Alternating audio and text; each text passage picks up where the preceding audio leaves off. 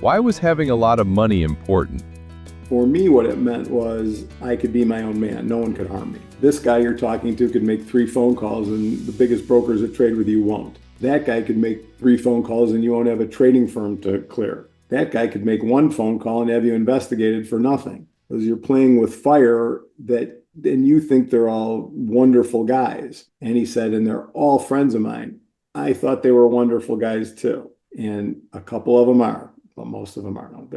It's a different animal. I do believe that traders kind of get, we get that little bit of flash in the pan money. You're not that smart money, or you guys are doing something illegal or wrong. And my answer to that was always, we're like mice in a box. Everybody's going upstairs looking at us through these big glass windows. I maintain that if you put 5,000 lawyers in that box, they're going to have a bigger percentage of bad guys than us. Accountants, same thing. Insurance guys, way more. Bankers, even more. And I think actually some of the lessons I learned is, well, of course, money is individually important. And if you're a trader, it's quite frankly the only gauge of success. There is no, hey, the market went sideways today and I really nailed them. You don't really hear that. But I also believe going side by side with that is money is less important to most of us than being right. And the two things that I always found quite interesting was I'm friends with this guy. He just went broke. Am I not supposed to be friends with him now? That's ridiculous. Or that guy just made $10 million. We're still buddies, and so it really didn't matter. And I always said that the money was like a trophy.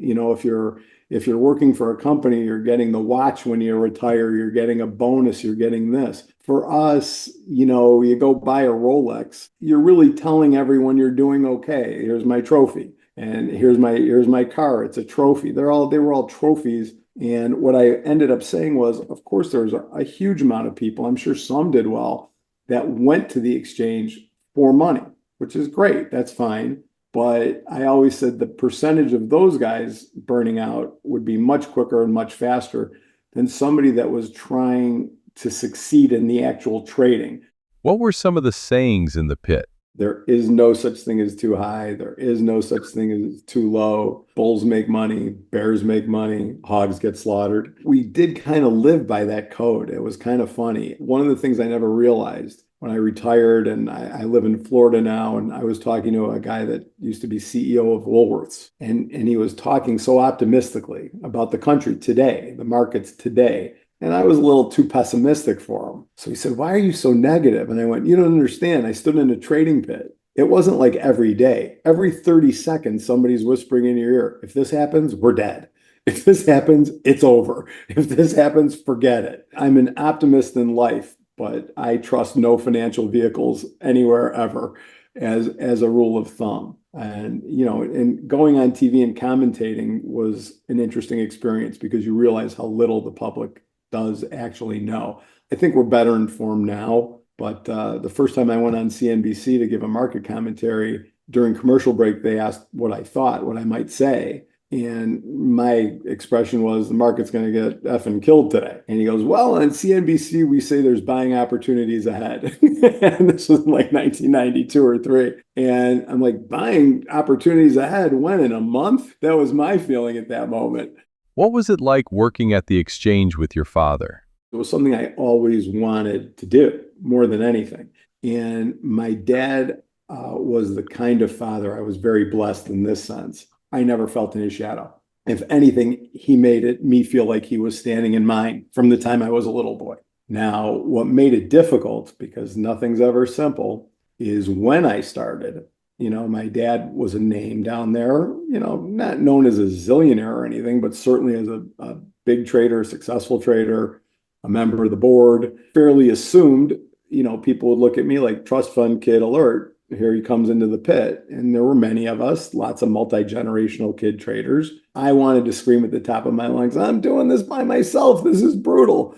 And I couldn't because traders are honorable, but we also have a code. And when someone's bleeding, the sharks come. So for me to get up and say that, I would be outing my dad. So I had to sit there and pretend like I was this kid that was that, and ultimately, was able to trade myself into being that person and was able to help my dad out, which was it was kind of nice. I don't think he liked it that much, but when we talked about it over the years later, that's how it should be. I mean, why, we live in a world where so often the father helps the son, but if that role reverses for a few years, so what? I mean, that's how it should be.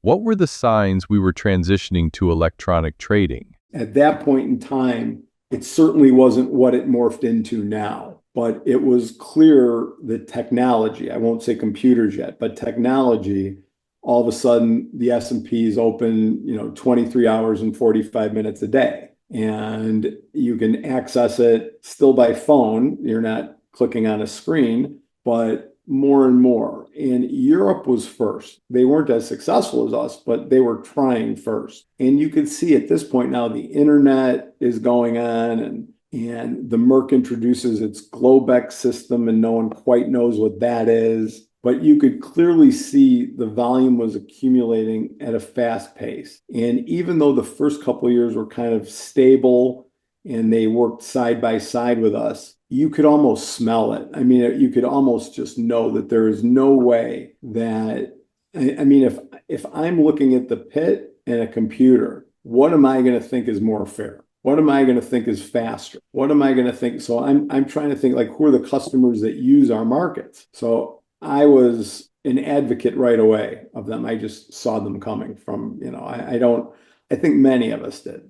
And I should have been more fearful from them when it happened. Like, we went many years where you had guys trading the minis against the big S&Ps in the pit, and you had guys making a living filling the mini orders, which were 5-to-1, but you were getting paid the same brokerage. So that was a sweet deal for those guys for the few years it happened. But then it was like a light switch. And I knew it would be like that because I believe that's what happened in London. I'm not exactly positive, but I'm pretty sure like 3-4 years before us, like London all of a sudden, just like within a week, was fully electronic. And I went, that will end up happening to us. I think my biggest mistake on a computer is that I think I'm doing the same thing, right? I trade the S&P 500. A happens, B happens, right? Wrong. It was like a completely different market. It acted completely differently, different type of person that would be successful in it. Because I don't think that markets have ever surpassed people. I think they surpass generations. Like, while, I'll talk to guys my age going, well, nobody makes money in our industry anymore. I'll be like, no, not many people our age, but plenty of 30-year-olds on computers are doing great. So that's their native language. Computers, algorithms, things we didn't understand. I imagine myself trading against another Scott Kohl somewhere, and I'm trading against an algorithm. I'm not trading against another person. I'm trading against an algorithm that's not only going to beat me most of the time, it's 100%.